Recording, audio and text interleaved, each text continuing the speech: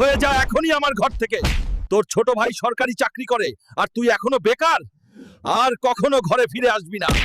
আমার ছোট ভাই সরকারি চাকরি করে বলে বাবা সব সময় তাকে মাথায় করে রাখে, কিন্তু আমি তো বাবা মাকে খুব ভালোবাসি।